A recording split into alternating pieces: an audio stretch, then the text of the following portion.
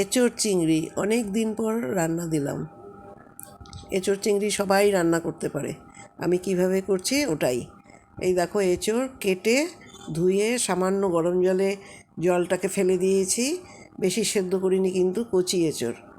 তারপরে নুন হলুদ দিয়ে হালকা ভেজে নিয়েছি, ওটা আর দেখালাম না, বড় হয়ে যাবে ভিডিও। আর এইদিকে দেখো, চিংড়ি মাছ আমি ভেজে নিচ্ছি।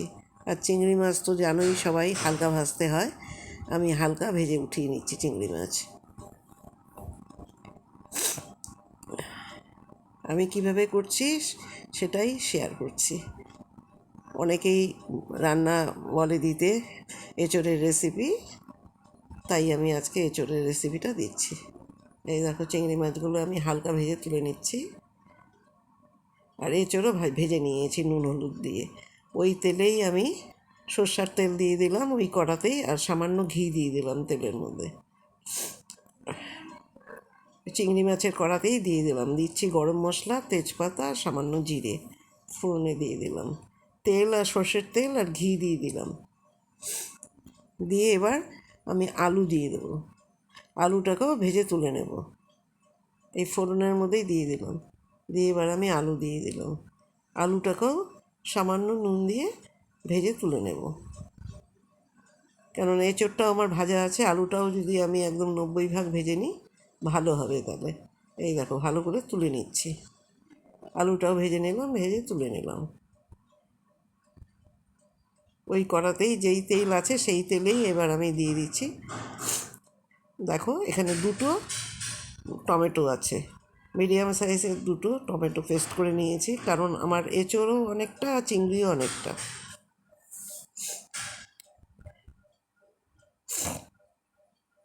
ভালো করে টমেটোটাকে, 2টো টমেটো আছে, আর এখানে মিডিয়াম সাইজের 2টো পেঁয়াজ, 1 ইঞ্চি আদা, 4টে কাঁচা লঙ্কা পেস্ট করা আছে। এবার আমি এটাও দিয়ে দিচ্ছি, পুরোটা দেবো না, অনেকটা বেশি হয়ে যাবে। দেখো, বড় চামচের 2.5 চামচ মতন দিলাম। দিয়ে এটাকেও ভালো করে নেড়ে চেড়ে নেব। খুব বেশি মশলা না, আবার একদম কম মশলাও না। একটু রসুনও দেওয়া আছে, 4-5 কোয়া রসুনও দেওয়া আছে।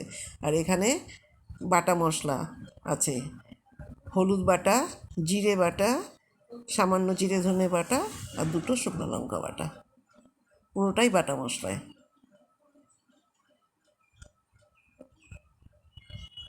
জল দিয়ে আমি গুলিয়ে রেখেছিলাম বাটা মশলা। পরিমাণ মতো নুনও দিলাম, ভালো করে নেড়ে চেড়ে নিচ্ছি।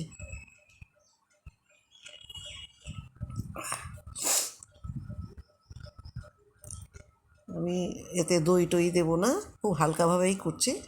দেখো, ভালো করে তেলের মধ্যে কষিয়ে নিচ্ছি। চিনিও দিয়ে দিলাম পরিমাণ মতন।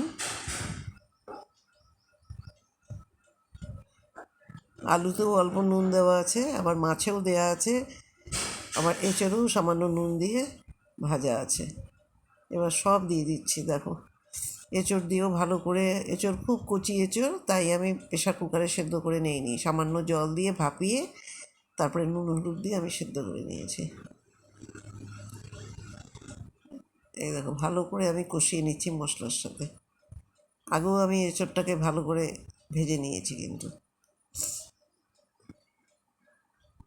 এবার আলু দিয়ে দিলাম, আলুও 90% ভাজা আছে।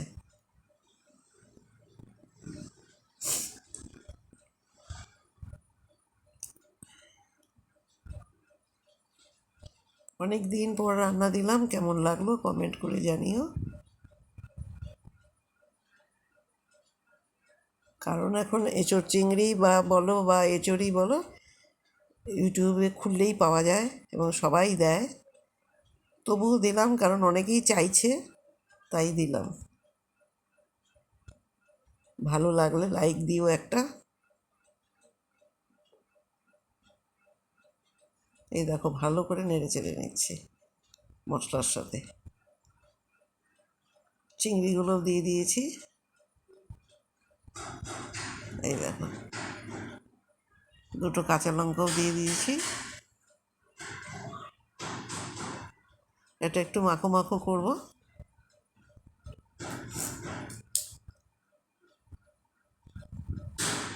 জলও দিয়ে দিয়েছি, সবই দেওয়া হয়ে গেছে।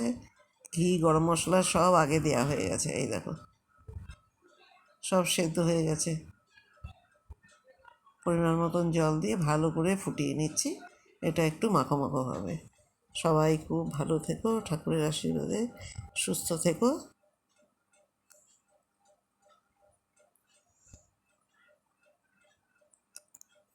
কেমন লাগলো কমেন্ট করে জানিও।